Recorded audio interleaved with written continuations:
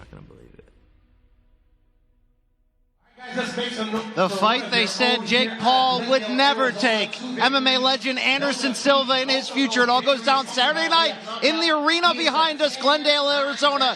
Jake Paul versus Anderson Silva, only on Showtime pay-per-view. Luke Thomas, Brian Campbell, we are the co-hosts of the award-winning Showtime digital series, Morning Combat. But Luke, we are on the grounds, just steps outside of the arena for today's Paul Silva open workout. You can expect big names, big interviews alongside us, and getting to see the stars of Saturday night's pay-per-view.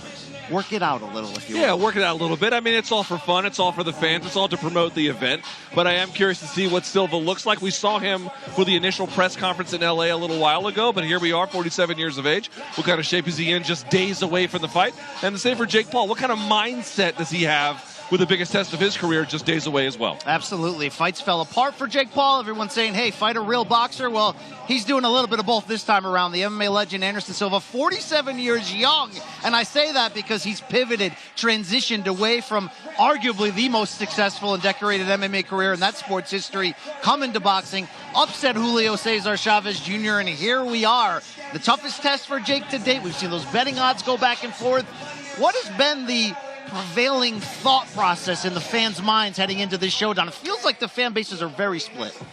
That's exactly it, right? Like, so, for example, we were talking about this today on our podcast, Morning Combat, where Anderson Silva started out as the betting favorite and now has ended up as the slight underdog. Jake is now the favorite. So I think if you're a Jake Paul fan, you got to love that news. If you're an MMA fan, MMA fans are incredulous. Well, I should say this. MMA fans just don't believe anything other than Anderson Silva's going to win triumphantly. So there's a real question here about exactly what to expect. And BC, we've been saying this as well. Fans are going to have their preferences. Boxing media is going to say what they're going to say with MMA media. But the reality is nobody has any idea what to make about this, which is part of the intrigue. Really, let's be fair. This is maybe not your traditional boxing match between a 5-0 fighter and Jake Paul, one that's 3-1 as a professional in Anderson Silva, although he's had some exhibitions outside of that. It's not your typical build to a fight like this. It's not going to be your typical audience. And in this case, the entertainment value is so closely directed into what we don't know. Is this a step too far in Jake Paul's rise, where he's achieved the type of commercial success at this point in his career that most pro fighters never see? But is Anderson Silva someone his size, someone with detailed, decorated experience, too much? And on the flip side, how much should we focus, Luke Thomas, on that number, 47, for the old Spider himself? I mean, you definitely can't ignore it. I think the betting odds have flipped in large part, frankly, honestly, because of it. But the reality is, we've been telling you guys about this. Like, yes, was the end of the UFC run by Anderson Silva the very best part of his run? No, certainly not. That was not in any way a great indication of the better moments of what he has done, which, for folks who may not know, he has a legitimate claim to being the very best UFC, even MMA fighter of all time. So while I don't want to not mention that 47 is relevant, it is quite relevant. The reality is he was 46 when he fought Julio Cesar Chavez Jr. Watch the tape for yourself. Did that look like a 46-year-old guy to you? It certainly did not to me. He went into Mexico in the backyard of the son of a legend in Chavez Jr., who himself a former world champion legitimately at middleweight in boxing.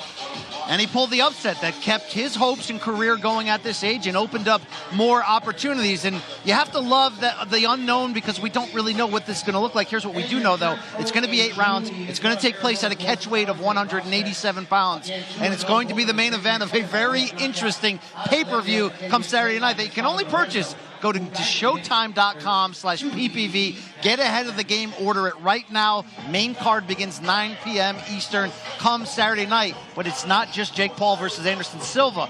Which undercard, matchup, storyline, personality has you the most focused heading into this? I will be honest, and this won't come as much of a mistake as someone who spent the majority of his career covering MMA. It's Uriah Hall. Uriah Hall taking on Le'Veon Bell, the former very, very accomplished NFL running back. Le'Veon Bell had a somewhat of a noteworthy fight, but then a very interesting finish of Adrian Peterson, certainly in his boxing debut. And Uriah Hall retired recently from MMA, or certainly was done with UFC. Honestly, I thought he was going to be out of combat sports, not because he looked poor or anything. I just think it seemed like at the end of his UFC run, listen to the words that I'm saying, it seemed like he maybe had had his fill of it, which no shame. Everyone has their time in the sport, and then they're done with it. His last fight in the UFC, and I think this is pretty important, it was against a grappler who was all over him. And that guy won. He's a very accomplished grappler on top of it. But Uriah Hall's a striker. And so now he doesn't necessarily have to worry about some of those same restrictions about what he can do. Yeah, the rule set is smaller in terms of what your available weapons are, BC, but it's catered to the kinds of things that a guy like him enjoys. And that's the appeal, to be really honest, of this level of celebrity crossover matchmaking. There's obviously so much we don't know. It's harder to honestly have a true prediction on who's going to come over the top, because you look at a matchup like Uriah Hall versus Le'Veon Bell. Well, Hall's got the much deeper combat experience, but when you look up Uriah Hall highlights, you'll see some spinning back kicks in there and some crazy stuff like that. Then you got somebody like Le'Veon Bell who one-punch KO'd Adrian Peterson. Is this just a side hobby that can give him some thrills, or is this somebody who's starting to realize, hey, I can make a little bit of money, I can win at this level? We're going to have to find out. There's no shortage of celebrity factor beyond that. I was going to say, too, real quickly, if I can, what you brought up was right.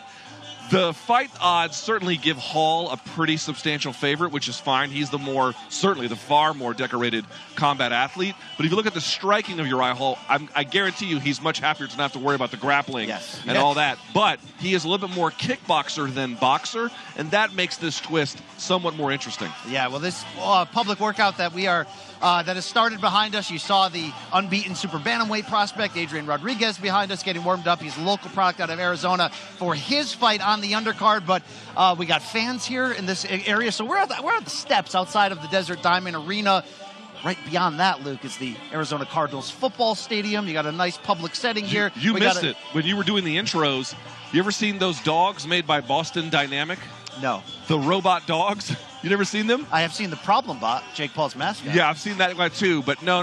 The Boston Dynamic dog walked by. One of the most random things I've ever seen. Hey, is the sun out in Arizona? I can't tell. Well, I'll tell you, there's nothing more beautiful than a November day in Arizona. I mean, what are we, in October still? We're counting down the days here, but fall, maybe winter, you can understand why people. Very beautiful backdrop here. The point is, I'm trying to say, we got plenty of fans over here. We've also got some luminaries in the combat sports journalism world. I think I saw the Schmo kicking back around here. Schmo's there, Danny Segura and Jose no Young. question. It feels like a big event, but another featured matchup that I was setting up is, how about this guy, Dr. Mike, Mikhail Sharvowski.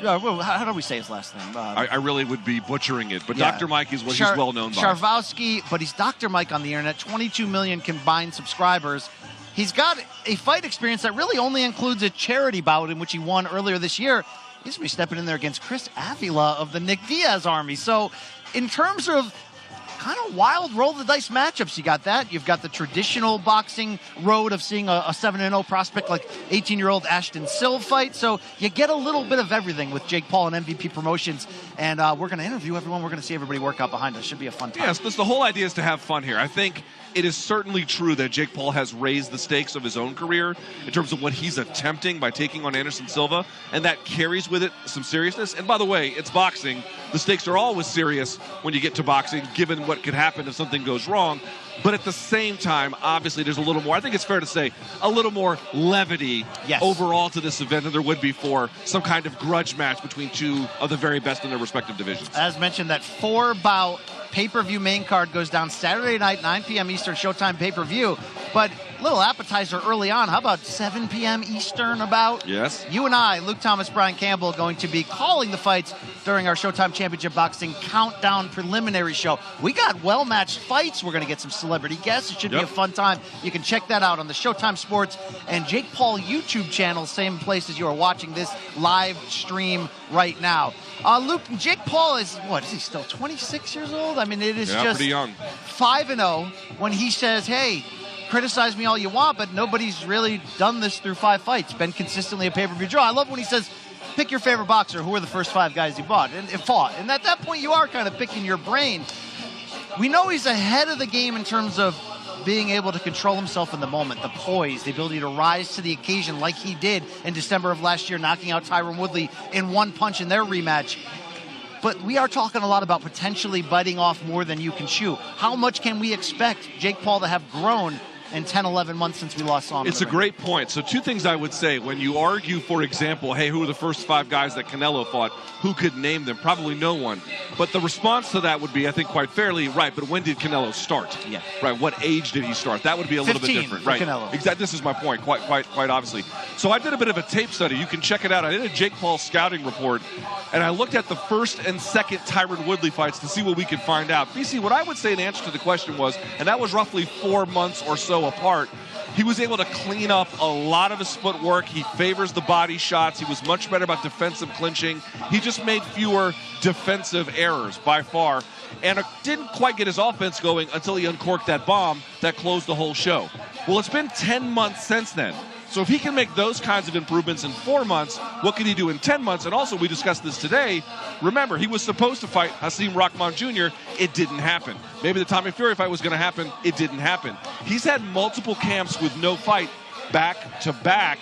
I wonder what that amount of sparring, that amount of training, that amount of getting ready for something does in terms of peaking for this. But, of course, the other issue there is he can train all he wants every day for 10 months.